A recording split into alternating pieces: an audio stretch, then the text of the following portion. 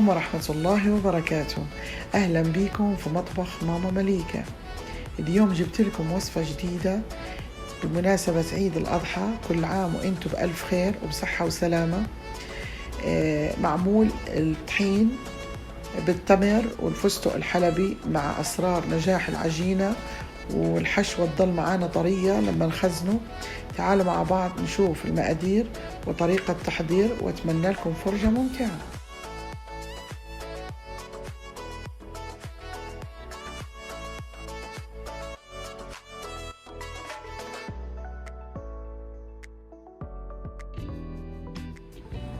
نحتاج كيلو من الطحين لكامل الاستعمالات. أنا هون عندي منخل، في عندي 500 جرام من السمنة الحيواني، فيك تستبدليها بالزبدة، تذوبيها وتقيمي منها الحليب وتحاولي تجمديها بثلاجة شوي وربع ساعة وفيك تستعمليها. 200 جرام من السكر، كاسة من المي، 80 جرام من القطر اللي هي 4 معالق كبار المعيارية، طبعا قطر سميك، ونص معلقة صغيرة من المحلب مطحون. طبعا في ناس تحب تستعمل بهارات الكعك، فيك تحطي معلقة صغيرة من بهارات الكعك إذا بتحبي.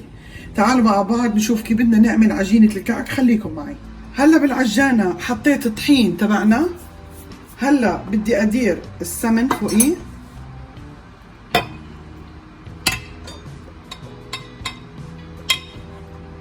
هلا بدي أشغل عليهم العجانة.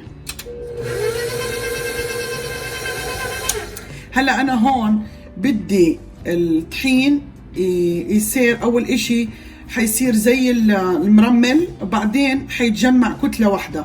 بعد ما تجمع معانا العجينة كتلة واحدة بدي أوقف.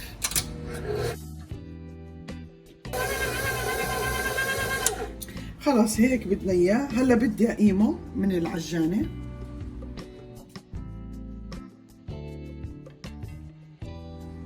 هاي شايفين العجينة كيف؟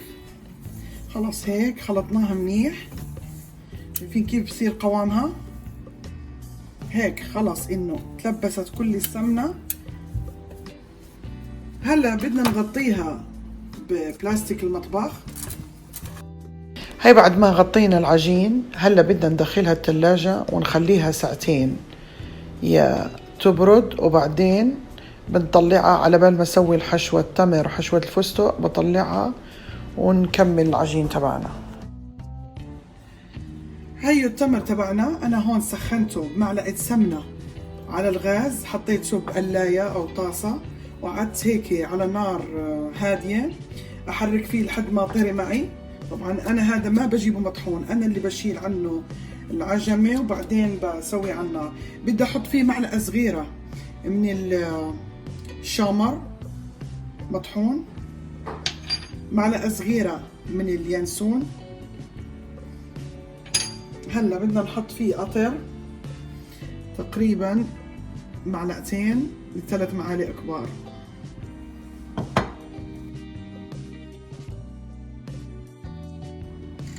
هلا بدنا نضيف عليهم معلقتين كبار سمنة، المعلقة المعيارية.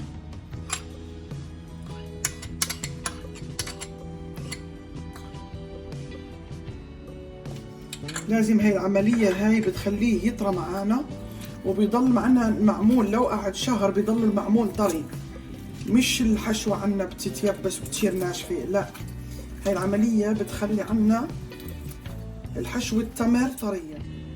شايفين كيف الحشوة طريت معي؟ هي التمر تبعنا بعد ما كورته، شايفين كيف كتير صار طري معانا. بدي احطه بالثلاجة لحد ما نيجي نبدأ نحشيهم مع بعض.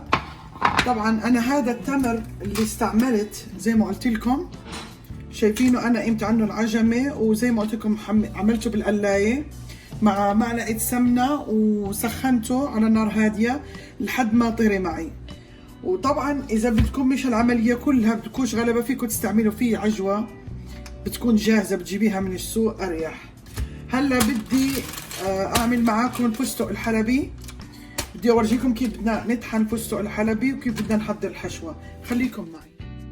هنا حطيت الفستق الحلبي على الورق الزبده، وبدي اكسره شوي شوي بحيث انه اخليه خشن مش ناعم. طبعا هذا اختياري، بدك اذا بدكم انتو تخلوه خشن فيك تعملي العملية اللي عملت أنا. إذا بدك مطحون فيك تحطيه بالمطحنة أسهل.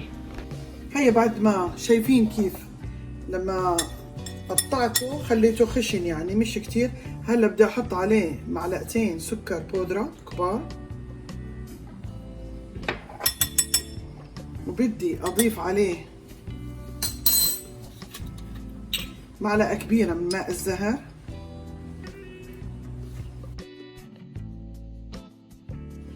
هلا بعد ما خلطته بدي احط له 4 معالق من القطر سميك، لانه لازم تيجي معانا الحشوة ماسكة ببعض. هلا بدنا نضيف عليها معلقة سمنة ونخلطها منيح. على فكرة إذا بدكم تنعموا الحشوة فيكم تنعموها، أنا بحبها شوية يعني نص مكسر ونصها هيك تكون خشنة وتتماسك معي منيح. شايفين كيف صارت؟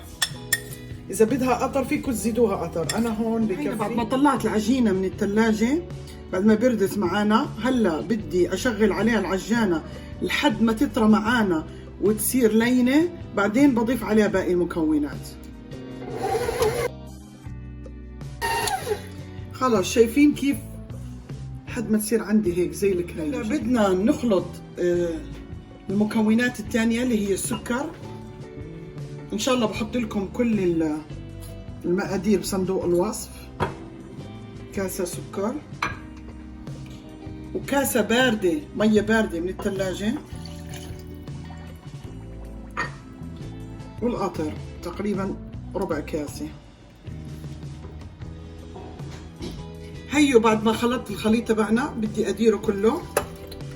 هيو بعد ما درت الخليط تبعنا السوائل سكر مع القطر المي، هلا بدي اشغل عليها شوي شوي. هون هاي المرحلة ما بدي اعجنها كتير، بس بدي عجينتي تتشرب السوائل هدول اللي معي، ونفس الوقت تلتم.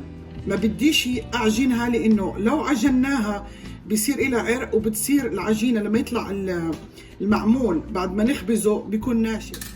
هي العجينة تبعتي بعد ما تشربت. امتى من العجانة ما عجنتهاش كتير.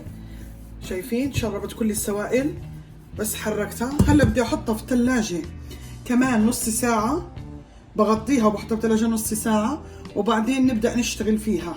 نطلعها ونشتغل شوي شوي فيها. خليكم معي. هلا انا بدي اشكلها هذا الحجم واحطها بصينية لحد ما اشكل كرات كتير معاه.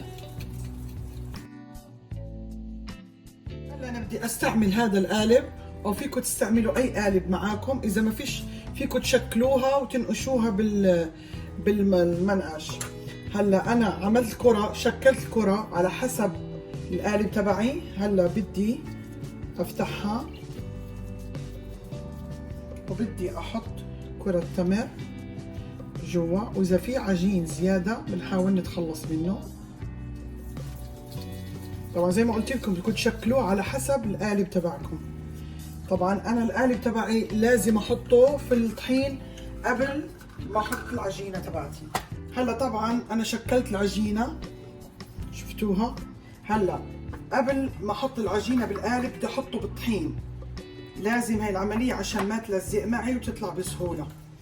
هلا بدي امسك الكرة تبعتي اللي كورتها وبحطها هون. هلا بدي اضغط عليها.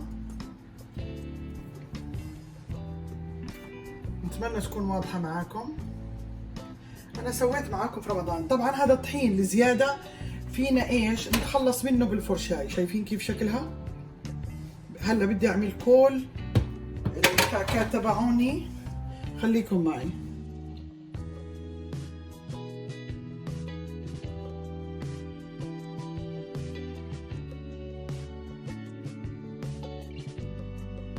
هيو بعد ما خلصت كل الصينية بدي احطها بالثلاجة 10 دقايق عشان نحافظ على رسمة المعمول تطلع معنا بارزة، وبعدين بخبزها.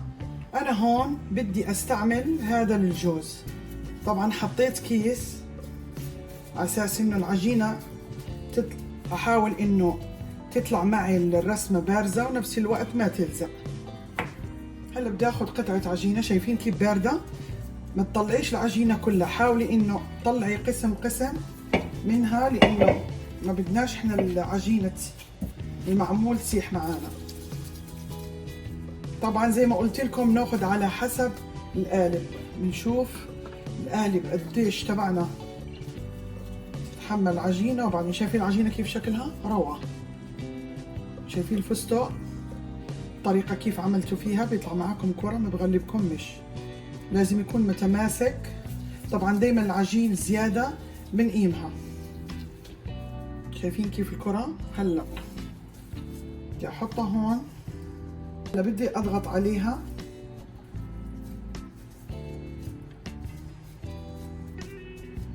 منيح، احاول انه تبرز معانا. وهلا ايش بدي انزلها على صينية، شايفين كيف شكلها؟ هلا بنحطها على صينية.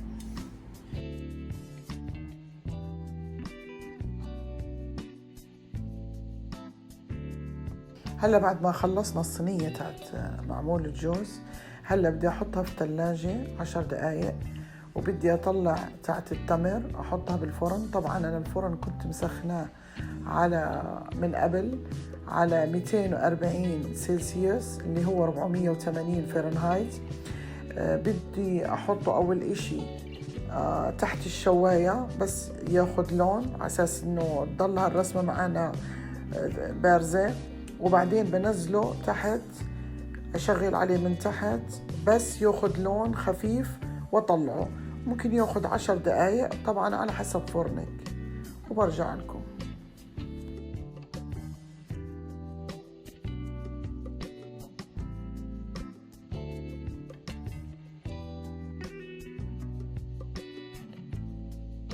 هلا بدي احط عليهم بعد ما بردوا، بدي احط عليهم السكر البودرة.